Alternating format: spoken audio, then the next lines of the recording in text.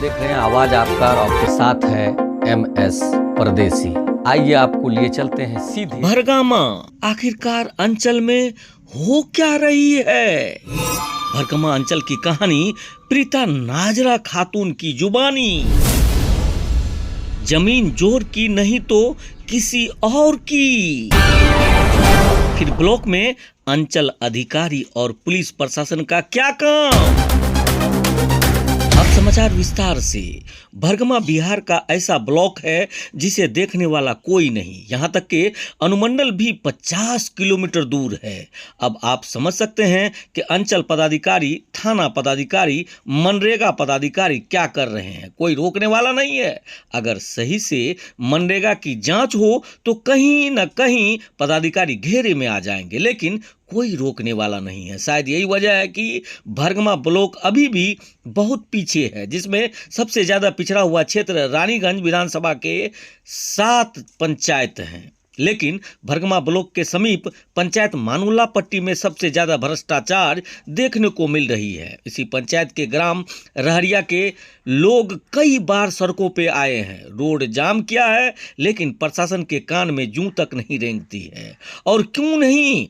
ऐसा हो, अनुमंडल दूर होने के कारण पद पर बैठे पदासीन का आंख नहीं खुलता। दूरी के कारण लोग परेशान, वो त्राहिमाम हैं।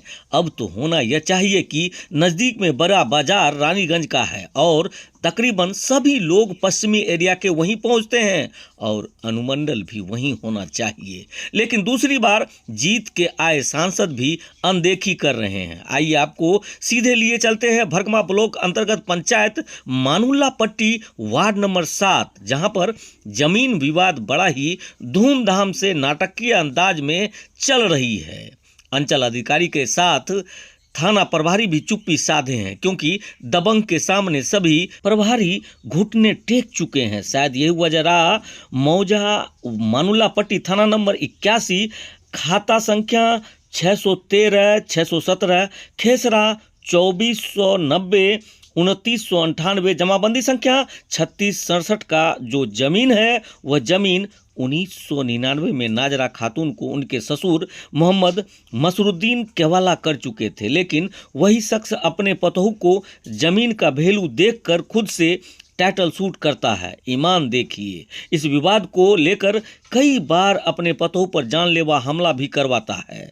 वादी का कहना है कि कई बार यह घटना को अंजाम दिया गया। तत्पश्चात वादी थाना में आवेदन देकर अपना दुखड़ा भी सुनाया, लेकिन दबंग का असर थाना में भी देखने को मिला। बाद में थाना अपने रंग में आई और रात में ही प्लॉट पर अनुसंधान करने पहुंचा।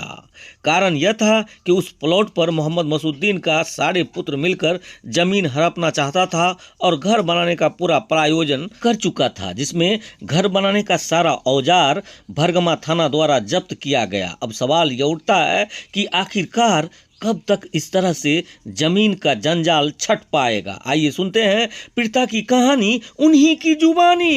नमस्कार, आप देख रहे हैं आवाज आपका और आपके साथ है MS परदेसी। अभी हम मानुल्ला पट्टी वार्ड नंबर 7 में हैं और बता दें आपको कि विवाद किस तरीके से होती है, क्यों होती है, इसका मेन कारण क्या है।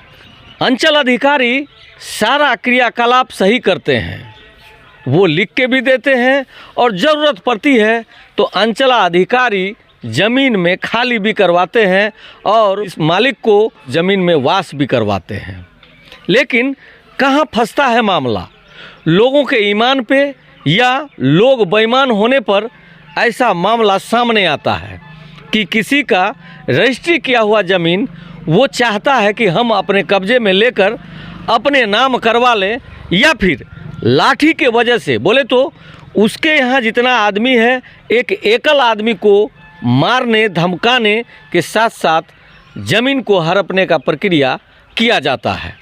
आइए इसी तरीके का एक मामला है जो कि जिसकी मालिक यहाँ पर है और इसका ज़मीन है 1999 में ये ज़मीन इनका ससुर इन्हें दिया था, यानी रजिस्ट्री किया था।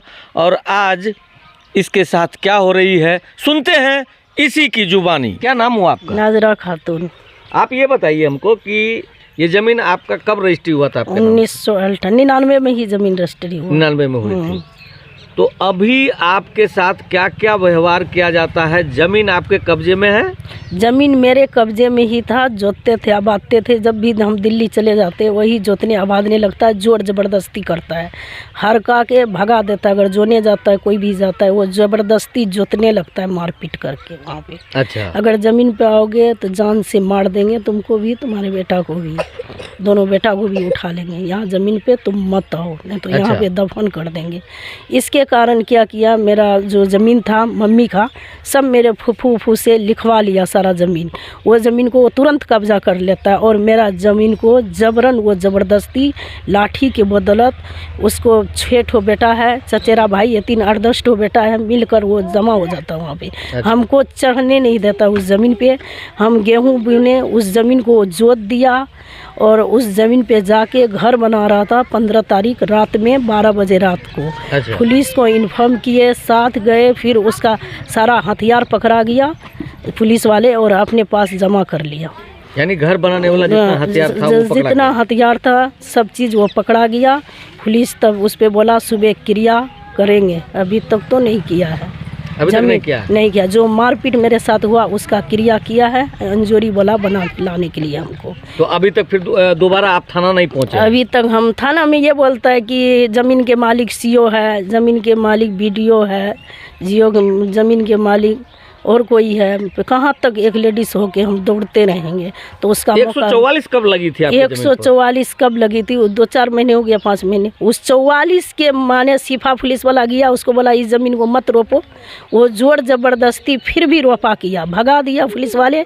फिर भी वो रोपा करके धान भी काट लिया जोर ज़बरदस्ती।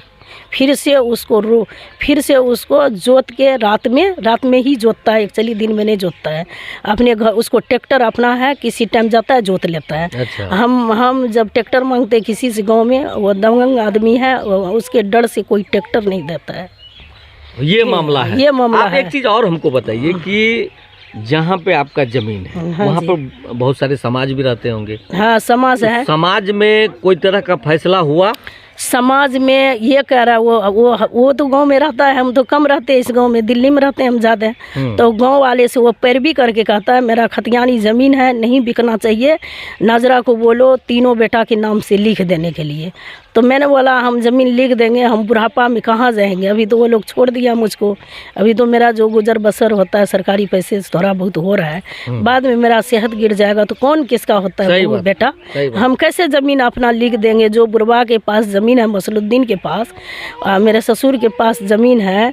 आपका ससुर का क्या नाम हुआ? मोहम्मद मसलुद्दीन, सब जर वही है सर, उसका दूसरा बेटा वही मसलुद्दीन ही ना आपको रजिस्ट्री किया? हाँ, मसलुद्दीन रजिस्ट्री किया वो ज़मीन, 80 डिसमिल मुझे ज़मीन 99 में।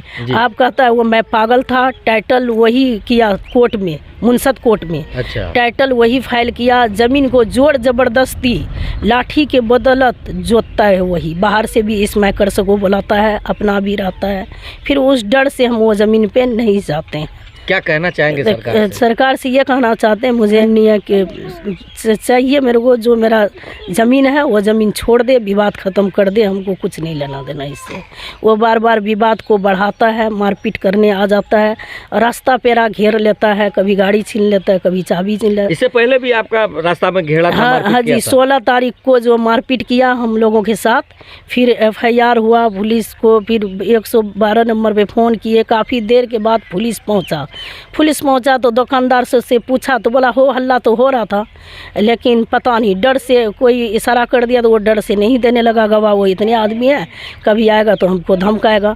डर से हम लोग ऐसे घर था किसी गरीब इंसान के, उसी के घर में हम लोग छुप गए 2 जने। वीडियो भी है सर मेरे पास, जो मेरा पीछा कर रहा है वो वीडियो अभी मेरे मोबाइल में है। मोबाइल में आपका हाँ वीडियो जी, है? वीडियो है मोबाइल में, ये मेरा पीछा कर रहा है, गाड़ी चलाते पीछे आ रहा है वो। तो ये जोर ज़बरदस्ती एनी टाइम जब भी घर जाते मार के अफाइज कर दूंगा, मार के फेंक दूंगा। वहीं मेरा नहरा है बगल में, उसके डर से वहाँ हम नहीं रहते। मेरा भाई को भी धमकी देता है, भाभी को धमकी देता है, एक ही भाई है मेरा जुबेर, उसको धमकी देता है मार देंगे, ये करेंगे वो करेंगे, जाके मेरे खिलाफ़ केस कराता है। हम इससे बहुत दूरी में रहते हैं। जब मुझे पता चलता है यहाँ पे ये घर बना रहा है तब हम जाते हैं, पुलिस के साधन लेके जाते हैं डर से, खुद की ज़मीन और वहाँ हमने पहुँचते हैं। आज तक मुझे कोई चीज़ नहीं देता। अगर कोई फसल बुनते हैं हम उसको जाके ये जोत के अपना ताकत दिखाता है, लाठी के ताकत से ये जोत रखता है ज़मीन को, और लाठी के बदौलत ये टीना घेरा है और उसमें जाके घर बना रहा था रात में 12 बजे आखिर प्रशासन तो आपको साथ दिया हाँ, ना? प्रशासन रात में आया, उसको भगाया, सारा उसका सामान जितना औजार मिला सब उठा के थाने में सर जमा है उसका। तो उसके ऊपर कोई एफआईआर अभी हुई? कोई एफआईआर नहीं हुआ। आपने आवेदन दिया? हाँ दिए आवेदन, ये घर बना रहे तो सर बोला ठीक है, अगर वो घर बनाएगा फिर तो हमको कॉल करो, फिर से हम फोर्स देंगे, ये बात बोला है।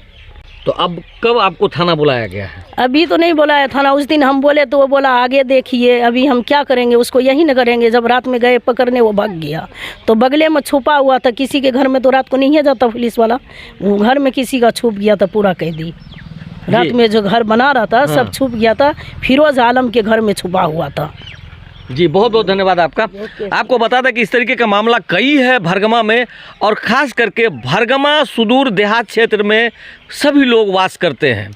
नज़दीक में प्रशासन नहीं होने के कारण बहुत सी घटनाएं आमतौर पर हो जाती है, या फिर कहीं आगजनी होती है तो अग्निशामक केंद्र यहाँ नहीं होने के कारण तब तक में स्वाहा हो चुका होता है। इस तरीके से ज़िंदगी व्यतीत यहाँ के लोग करते हैं, और भरगमा क्षेत्र बड़ा सुदूर और देहात में वास करते हैं। इसलिए चाहिए सरकार को कि कम से कम पुलिस ओपी सेंटर या फिर अग्निशामक केंद्र यहाँ देना बहुत ज़रूरी है, ताकि लोगों को असुविधा से निजात मिल सके। जब भी कहीं कोर्ट जाते या थाना जाते, उसका पूरा फैमिली वहाँ मेरे को घूम कर रोक कर मोबाइल छीना छीनी मेरे साथ कई बार किया, जो कि मैंने जज को भी कंप्लेंट दिए, तो ये लोग को बोला गिरफ्तार कीजिए, तो ये लोग माफ़ी मांग के वहाँ से निकल गया। आज के बाद ऐसा नहीं होगा सर। फिर भी वही करता है ये घटना, दोबारा भी वही फिर वही घटना करता है। अभी सर को खबर नहीं गया है, अब मालूम हो जाएगा। मेरा तारीख है 23 तारीख को, उनको भी पता लगेगा सर को भी। सर ऐसे ऐसे हादसा करता है, अगर कोई नोटिस आता है कोर्ट से या कोई चीज़ आता है, ये मार धार, मेरी मम्मी वहीं रहती है, उन लोगों के गाली गलौज गंदी गंदी करने लगता है। हम तो दूर हो जाते हैं, वो लोग को जीना हराम कर देता है, हमको ढूंढते रहता है ये लोग कहाँ पे है। भरगमा मानुल्ला पट्टी से MS